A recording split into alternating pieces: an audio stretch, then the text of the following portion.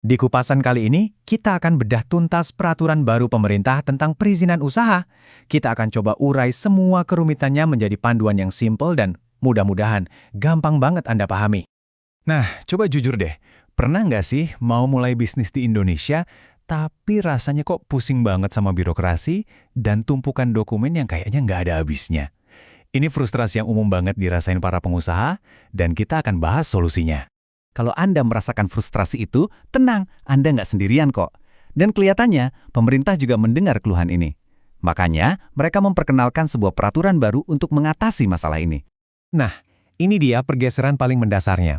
Coba kita lihat perbandingannya.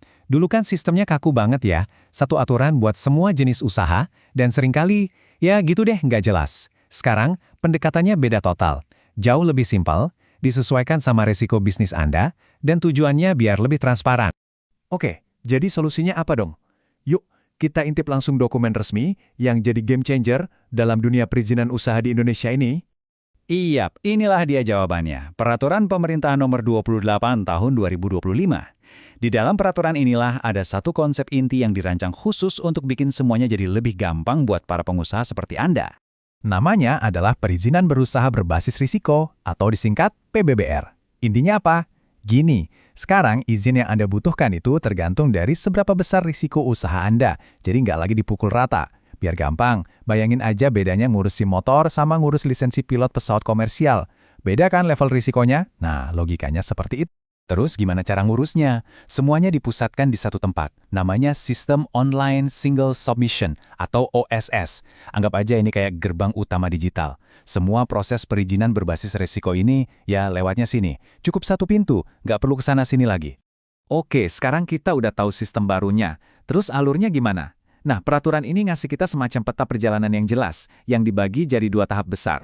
Jadi menurut pasal 7, seluruh perjalanan bisnis Anda itu pada dasarnya cuma dilihat dari dua fase utama. Fase memulai usaha dan fase menjalankan usaha. Simpel kan?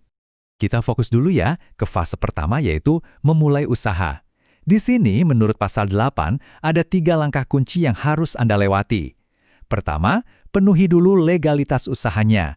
Kedua, penuhi persyaratan dasarnya. Baru deh yang ketiga, Anda bisa dapetin izin berusahanya. Nah, dari 3 langkah tadi, yang paling sering bikin penasaran itu kan langkah kedua, pemenuhan persyaratan dasar. Isinya apa aja sih? Yuk kita bedah bareng-bareng. Pertama-tama, yang paling dasar nih, pemerintah mau tahu lokasi yang Anda pilih buat usaha itu emang boleh dan cocok nggak sih? Jangan sampai kan, Anda mau bangun pabrik di tengah komplek perumahan. Nah, buat ngecek kesesuaian lokasi ini, ada yang namanya KKPR, singkatan dari Kesesuaian Kegiatan Pemanfaatan Ruang.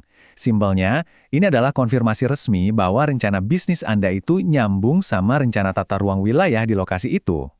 Oke, lokasi udah beres, terus apa lagi? Nah, berikutnya ini soal dampak ke lingkungan dan soal bangunannya itu sendiri.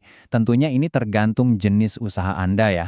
Di pasal 12, ini dijelasin lebih detail. Ada 3 hal utama yang masuk kategori persyaratan dasar. Pertama, KKPR, yang tadi kita bahas soal lokasi. Kedua, ada persetujuan lingkungan atau PL.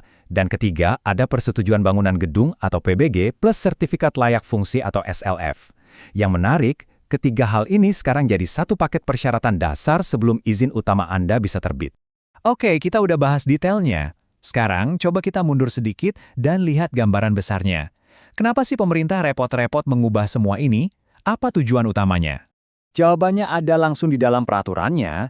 Ada kutipan yang bilang tujuannya adalah untuk mewujudkan kemudahan dalam memulai dan menjalankan usaha guna mendukung cipta kerja. Jelas banget kan? Tujuannya ya untuk mempermudah para pengusaha biar bisa buka lapangan kerja lebih banyak. Jadi ini bukan sekedar ganti aturan ya. Tujuan akhirnya itu jauh lebih besar, yaitu memperbaiki iklim investasi di Indonesia secara keseluruhan. Pemerintah ingin memberikan kepastian hukum yang lebih jelas, biar para pemilik usaha seperti kita semua ini bisa lebih tenang dan fokus mengembangkan bisnisnya. Jadi kerangka aturannya udah jelas nih, sistem baru berbasis risiko ini udah di depan mata. Pertanyaan besarnya sekarang adalah, apakah ini semua benar-benar akan menyederhanakan perjalanan para pengusaha di Indonesia? Nah, itu yang akan kita lihat sama-sama nanti di lapangan. Terima kasih sudah menyimak kupasan kali ini.